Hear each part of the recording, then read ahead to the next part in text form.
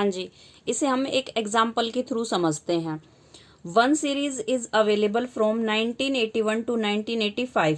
एक सीरीज जो 1981 से 1985 तक अवेलेबल है और जिसमें बेस ईयर यूज किया है 1981 को। ठीक है, इसके बेसिस पे जो इंडेक्स कैलकुलेट किया गया था उसको यूज करना बंद कर दिया 1985 में।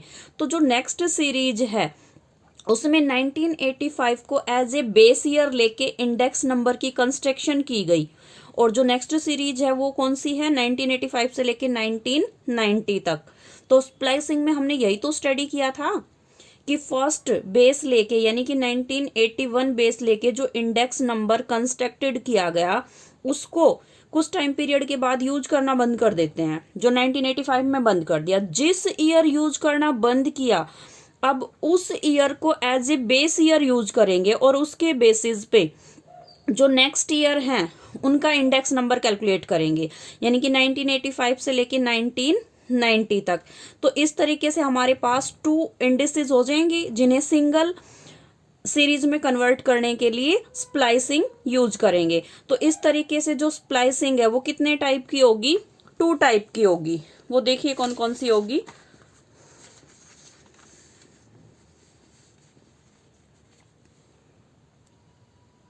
हाँ जी, जिसमें फर्स्ट स्प्लाइसिंग होगी splicing of new index series to old index series, यानी कि न्यू इंडेक्स सीरीज को स्प्लाइसिंग करेंगे किसमें, ओल्ड इंडेक्स सीरीज में। अब न्यू से किधर जा रहे हैं, ओल्ड की तरफ जा रहे हैं, तो क्या इसको बैकवर्ड स्प्लाइसिंग बोल सकते हैं। ठीक है, तो जब न्यू इंडेक्स सीरीज से ओल्ड इंडेक्स सीरीज की तरफ जाएंगे तो उसको कहेंगे बैकवर्ड स्प्लाइसिंग। इसके लिए फॉर्मूला यूज करेंगे new index into old index of overlapping year by में 100। फिलहाल के लिए आप बस आप फॉर्मूला याद करोगे। ये ओवरलैपिंग ईयर क्या होगा प्रैक्टिकल क्वेश्चन करते टाइम बताऊंगी और आपको समझ भी आएगा। ठीक है, second type splicing of old index series to new index series, यानी कि अब की बार ओल्ड इंडेक्स सीरीज से हमें किधर जाना है, न्यू इंडेक्स सीरीज की तरफ जाना है, यानी कि इसको फॉरवर्ड स्प्लाइसिंग बोल सकते हैं। तो इसके लिए हम फॉर्मूला अप्लाई करेंगे ओल्ड इंडेक्स इनटू ये ऊपर वाले को रिवर्स कर देंगे, क्या हो जाएगा 100 बाय में old index of overlapping year. ठीक है, अब आपके माइंड में ये आ रहा होगा ये न्यू इंडेक्स कौन सा है और ये ओल्ड इंडेक्स कौन सा है। देखो अभी अभी मैंने आपको एक एग्जांपल बताया था, फिर से बताती हूँ।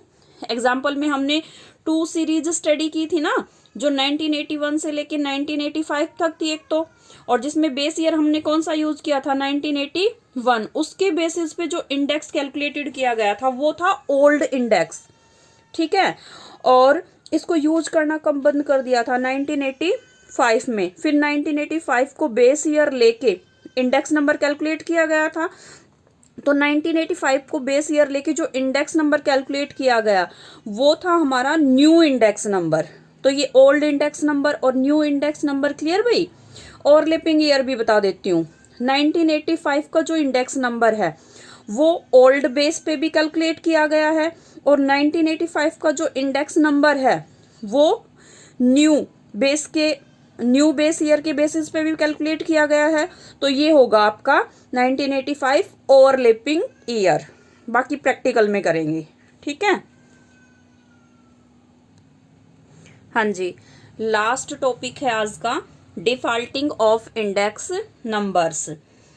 जनरली क्या होता है, प्राइस ऑफ कॉमोडिटीज और कॉस्ट ऑफ लिविंग ये चेंज होते रहते हैं, पता है ना हम सभी को, ये फिक्स तो नहीं रहते। तो जो सैलरी और वेजेस के इंडेक्स नंबर हैं वो भी चेंज होते रहते हैं टाइम टू टाइम। मीन्स जैसे ही कॉमोडिटीज का प्राइस चेंज होता है, कॉस्ट ऑफ लिविंग में चेंजिंग आता है, तो उसके अकॉर्डिंग सैलरी और वेजेस के जो इंडेक्स नंबर होते हैं उनको भी रिवाइज या चेंज करना पड़ता है।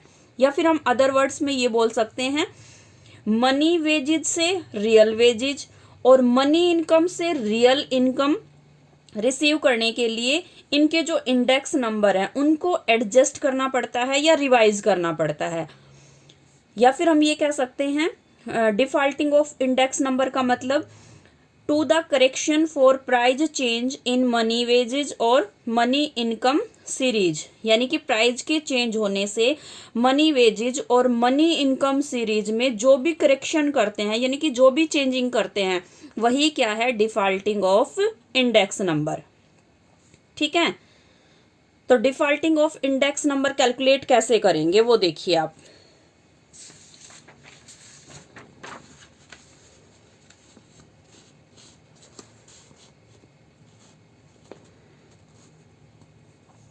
तो डिफॉल्टिंग ऑफ इंडेक्स नंबर में फर्स्टली कैलकुलेट करना होगा आपको रियल वेजेस या रियल सैलरी, जिसके लिए फॉर्मूला अप्लाई करेंगे मनी वेजेज, ठीक है, या मनी सैलरी बाय में प्राइस इंडेक्स इनटू 100।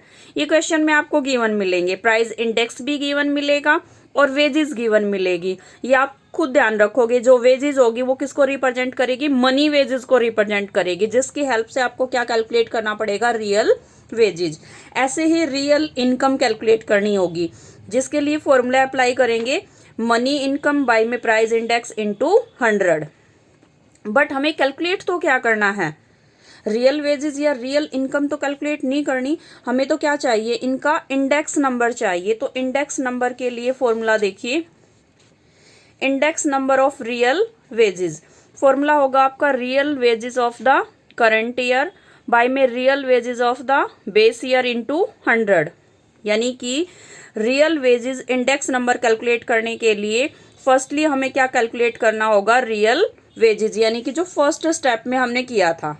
ठीक है, ऐसे ही index number of real income, इसका फॉर्मूला होगा real income of the current year by में real income of the base year into 100।